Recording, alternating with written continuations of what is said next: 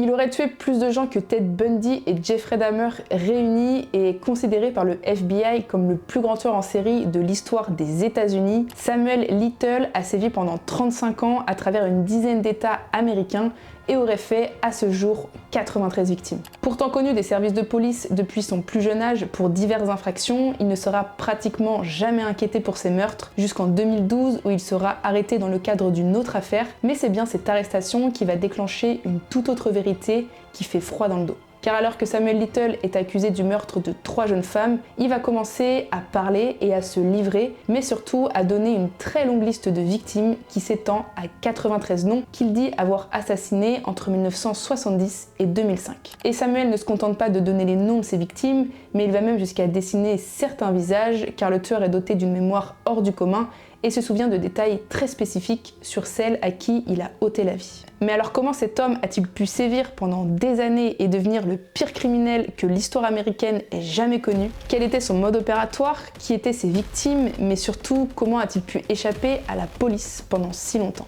Eh bien c'est ce qu'on va voir dans cette vidéo, car aujourd'hui on va parler du plus grand tueur en série des États-Unis, j'ai nommé Samuel Little. Samuel Little, ou aussi connu sous le nom de Samuel McDowell, naît le 7 juin 1940 à Reynolds, une petite ville située dans l'état de Géorgie aux États-Unis, à quelques kilomètres d'Atlanta. Et comme beaucoup de tueurs en série, Samuel ne connaît pas une enfance très heureuse. Ses parents l'ont eu très jeune, sa mère n'était encore qu'une adolescente et son père n'avait que 19 ans. On connaît pas grand chose sur ses parents, excepté que sa mère, Bessie Mael Little, a été pendant un certain temps une prostituée ou encore une dame de la nuit, comme le dirait son propre fils. Et selon plusieurs rumeurs, elle aurait donné naissance à Samuel alors qu'elle était en prison, mais cela n'a jamais été confirmé. Et son père, Paul McDowell, a été complètement absent dans la vie de son fils, et c'est peut-être pour ça que Samuel décide de prendre le nom de sa mère, Little. Comme vous pouvez l'imaginer, l'arrivée de Samuel n'était pas voulue par ses parents, si bien que sa mère l'aurait même abandonné sur le bord de la route quand il était bébé. Grandissant avec des parents instables et incapables d'élever un enfant, Samuel va finir par déménager à Lorain, en Ohio, pour être élevé par sa grand-mère. Et tout au long de sa jeunesse, il va connaître des problèmes de discipline et de comportement, mais surtout des pulsions très étranges. Car selon son propre récit, il a commencé à avoir des fantasmes sexuels sur l'étranglement des femmes lorsqu'il était encore qu'un enfant. Il aurait même eu sa première érection lorsque son enseignante de maternelle lui aurait touché le cou.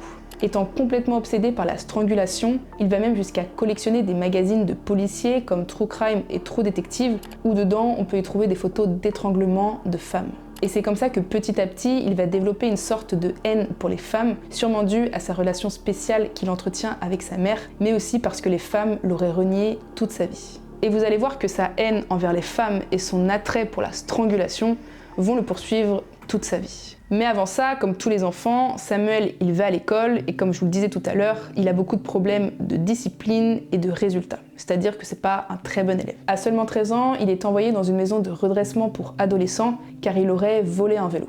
Et en seulement 1 an et demi dans cette école, il aura accumulé 47 infractions disciplinaires. Ça fait beaucoup.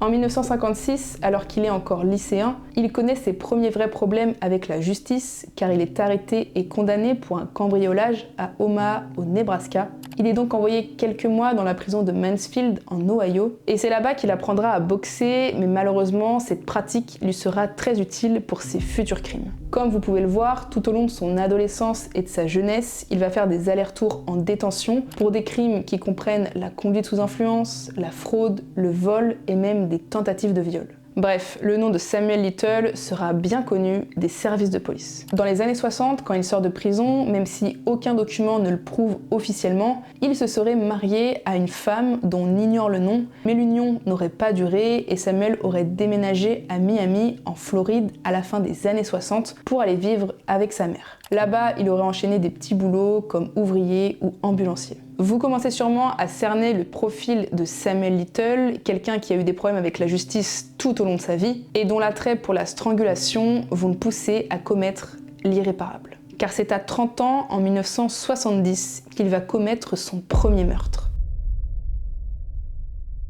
Nous sommes le 31 décembre 1970 à Miami. c'est la Saint-Sylvestre, tout le monde fait la fête, se réunit pour célébrer la nouvelle année à venir, mais malheureusement ce ne sera pas le cas pour une jeune femme qui ce soir-là fera la rencontre du futur pire tueur en série des États-Unis. Car ce soir-là, quand beaucoup viennent faire la fête entre amis, au comptoir, il y a une femme seule qui enchaîne les verres. Cette femme, c'est Mary Brosley, 33 ans. Et pour vous mettre dans le contexte, à ce moment-là, Mary, elle n'a pas une vie facile. Car la jeune femme a abandonné sa famille et son fils de 7 ans des mois plus tôt. Elle a complètement disparu du jour au lendemain sans donner d'explication. Sa famille avait signalé sa disparition après son départ précipité, mais personne n'avait jamais vraiment mené d'enquête pour la retrouver. Et c'est sa sœur Claire Coppolino qui avait déclaré aux enquêteurs à l'époque qu'elle se faisait régulièrement battre par son ex-mari, que la jeune femme était anorexique au point de ne peser que 36 kilos et surtout qu'elle était alcoolique. Et sa sœur le dit elle-même, elle aurait suivi n'importe qui lui aurait donné de l'alcool. Et c'est sûrement ce qui a dû se passer ce soir du 31 décembre 1970, car ce soir-là, seule, Mary fait la rencontre de Samuel dans ce bar de Miami. Les deux ont sûrement dû beaucoup discuter, il a sûrement dû lui payer plusieurs verres, et Mary, qui vient de passer la soirée avec cet homme, lui fait entièrement confiance et ne se doute pas une seule seconde en montant dans sa voiture qu'il s'apprête à lui ôter la vie. Car les deux montent dans la voiture de Samuel, et évidemment sans en parler à Mary, il se rend sur une route complètement déserte, près des Everglades en Floride, où il va commettre son premier meurtre. Sans utiliser aucune arme, il pose les mains sur le cou de Mary Brosley, qui est complètement alcoolisée, et l'étrangle jusqu'à ce que la jeune femme perde connaissance et perde la vie. Il finit par l'enterrer dans une tombe peu profonde et va laisser son corps, comme ça, en plein milieu de nulle part.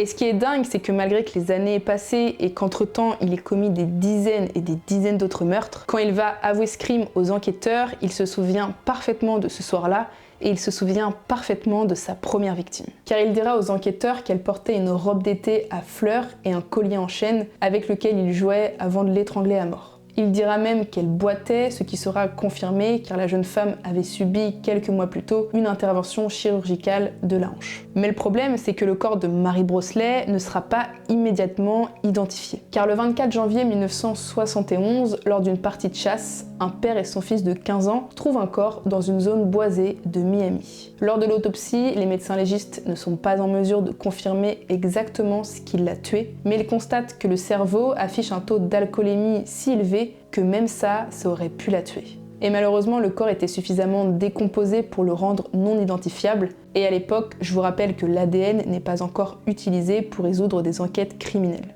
Quand on prend du recul sur tous les éléments trouvés, on a un corps non identifiable, un taux d'alcoolémie très élevé et bien supérieur à la norme, aucune trace de balle, aucune trace de couteau, et donc logiquement, le rapport va rapidement conclure à une mort accidentelle ou bien une mort suite à une overdose. Et surtout, je vous rappelle que la famille de Mary ne va jamais signaler sa disparition, car ils n'ont absolument aucune idée d'où elle est, car ils ne l'ont pas vue depuis des mois, et donc logiquement, quand elle disparaît ce soir du 31 décembre 1970, en aucun cas ils ne vont appeler la police pour signaler sa disparition, car ils ne savent même pas si elle est encore en vie. Mais il aura fallu attendre 47 ans avant que la famille de Mary Brosley connaisse enfin la vérité. Car quand Samuel est en prison, il finit par tout avouer, et notamment les détails de cette nuit-là, mais surtout l'identité de sa première victime. Par la suite, des tests ADN confirmeront que le corps retrouvé par le père et le fils ce 24 janvier 1971 était bel et bien celui de Mary Brosley. Et à l'époque, Samuel comprend très rapidement que personne ne va venir le condamner pour ce meurtre, et va donc mettre en place le même mode opératoire pour pratiquement toutes ses victimes. Mais alors, quel est ce mode opératoire? Eh bien c'est très simple, car le tueur repère ses proies dans des bars, des boîtes de nuit ou même dans la rue avant de les enlever ou de les pousser à monter en voiture avec lui à l'abri des regards. Un mode opératoire plutôt simple et basique pour des tueurs en série, rencontrer des gens, gagner leur confiance et les faire monter dans sa voiture afin de les amener dans des endroits complètement déserts pour les tuer. Mais ce qui fait que Samuel va faire autant de victimes au fil des années, c'est qu'il sait très bien choisir ses victimes. Car il décide de s'attaquer à des femmes invisibles de la société américaine. Des femmes issues de milieux défavorisés, des femmes vulnérables, souvent des prostituées ou des toxicomanes, et la plupart du temps, des femmes de couleur. car c'est triste, mais il savait qu'en visant ce genre de femmes, personne ne prendrait la peine de les rechercher si elles disparaissent, personne ne signalerait leur disparition, et même si quelqu'un venait à le faire, ces femmes n'étaient pas assez importantes pour mener une enquête. Et il le dit lui-même, il n'aurait jamais tué des sénateurs, des gouverneurs ou des gens très influents, et il préférait tout simplement rester dans les ghettos. Et aussi, ce qui joue en sa faveur, c'est qu'il n'utilise jamais d'armes pour tuer ses victimes, car ayant un véritable fantasme pour la strangulation et étant un ancien boxeur, il assomme ses victimes, les étrangle à main nue, avant d'abandonner leur corps au bord d'une route ou dans des décharges. Et quand certains corps sont retrouvés, comme c'était le cas pour Mary Brosley, étant donné qu'il n'y a pas de traces de couteau, pas de traces d'armes à feu, beaucoup sont considérés comme des morts accidentelles ou des morts suite à une overdose, quand c'était le cas pour les toxicomanes. Mais encore une fois, étant donné qu'il n'y avait aucun indice qui laissait présager que ces morts pouvaient être criminelles et que ces femmes n'étaient pas assez importantes, personne ne prenait la peine de mener une enquête. Et c'est grâce à ce mode opératoire et surtout à ce choix de victime que Samuel va sévir pendant des années. Après avoir confessé son premier meurtre, Samuel continue et donne une liste impressionnante de victimes, tout en livrant toujours autant de détails sur la plupart d'entre elles. Car même s'il a du mal à se rappeler de certaines dates, il se rappelle de tout le reste. Du mode opératoire pour chaque victime jusqu'au physique et à la personnalité de chacune des femmes qu'il a rencontrées. Tous ces meurtres, Samuel les avoue sans broncher, et doté d'une mémoire hors du commun, il passe des heures dans la prison de Lancaster à dessiner le visage des femmes qu'il a assassinées. Parfois, certains dessins sont dotés d'une inscription, comme ici Mary-Ann, âge 18, Atlanta Black College 1984, ou par exemple ce dessin avec noté Girl in the Water, qui serait la seule femme qu'il a tuée par noyade en 1982. Mais la victime ne sera jamais identifiée.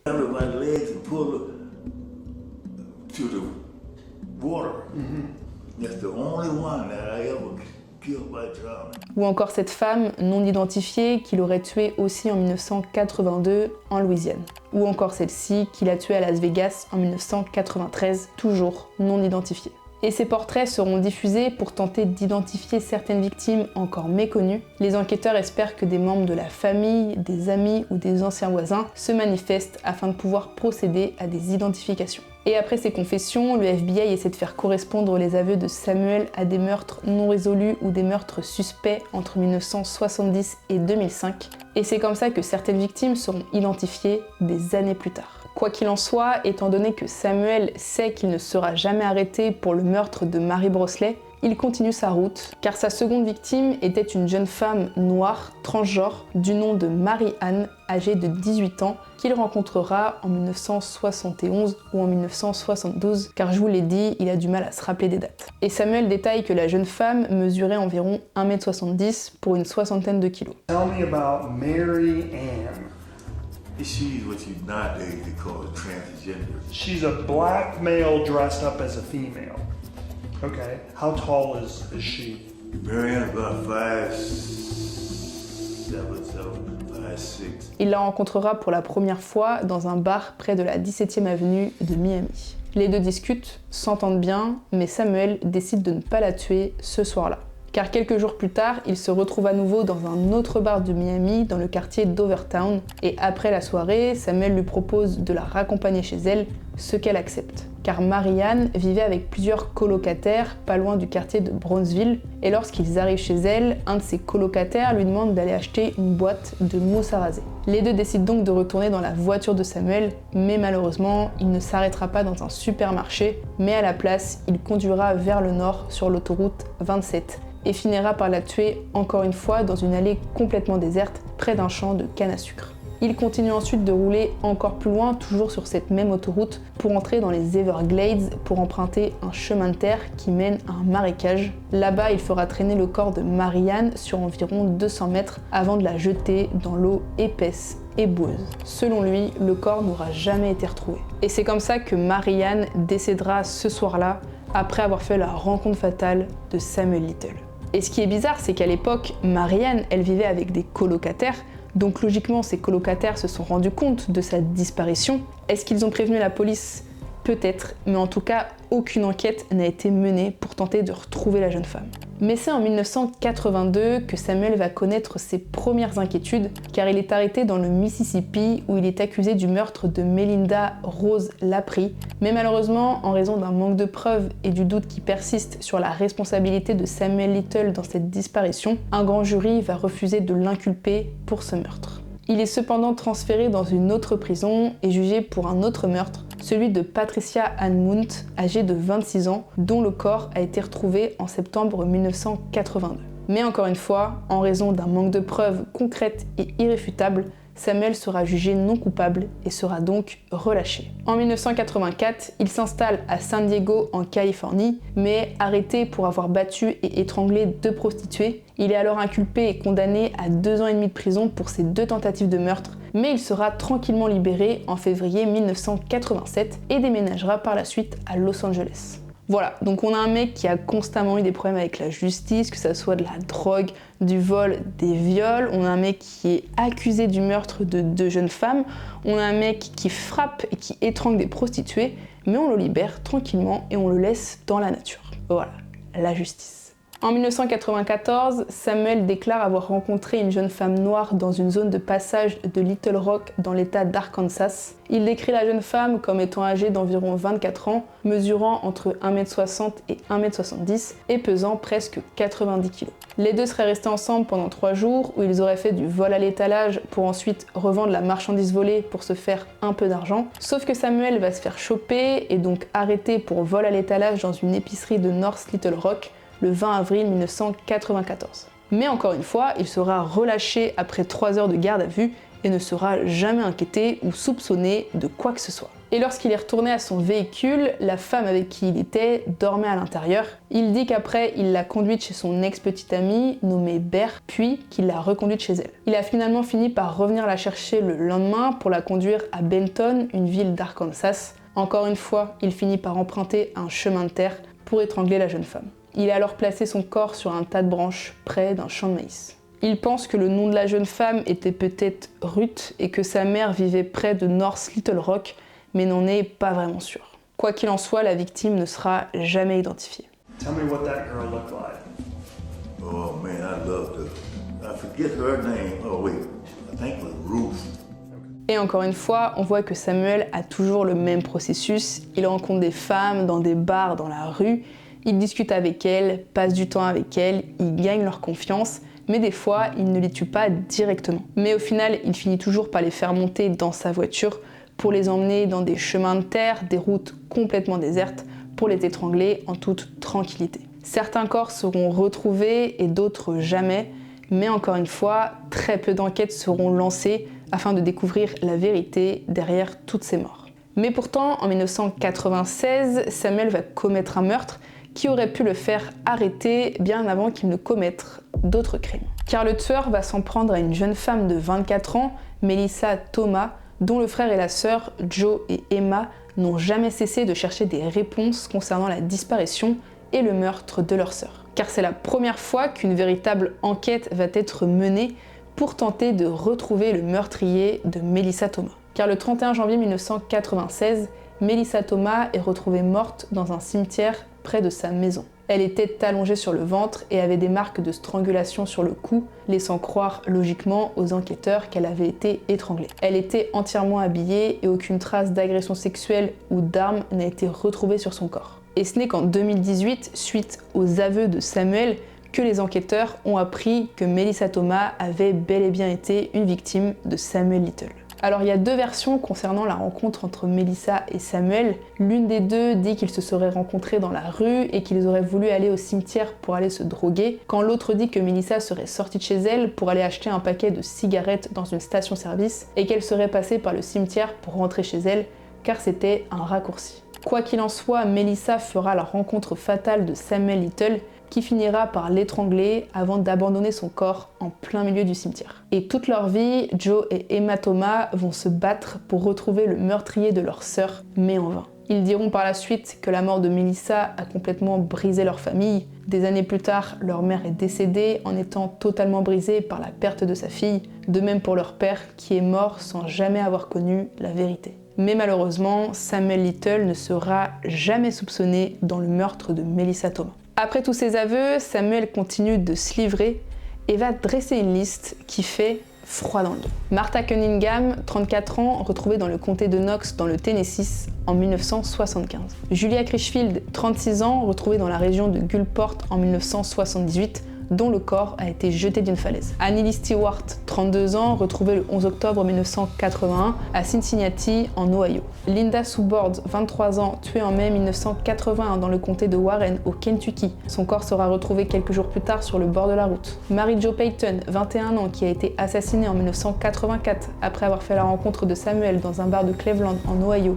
Il l'aurait ensuite amenée dans une usine abandonnée pour l'étrangler avant de jeter son corps dans un sous-sol qui sera découvert quelques semaines plus tard par des ouvriers. Rosie Hill, 20 ans, retrouvée morte dans le comté de Marion, en Floride, en 1982. Carol Alford, 41 ans, en juillet 1987, en Californie. Son corps complètement nu est découvert dans une ruelle de Los Angeles. C'est sa propre fille qui va reconnaître son corps. Comme toutes les autres victimes, elle a été étranglée, mais a également subi d'autres blessures comme un traumatisme crânien dû à un coup de poing et à un objet contondant. Zena Marie Jones, une prostituée âgée de 30 ans dont le corps a été retrouvé près du Mississippi en 1990. Rose Evans, 32 ans, en 1991, dont le corps a été retrouvé recouvert de pneus à Cleveland dans un terrain vague.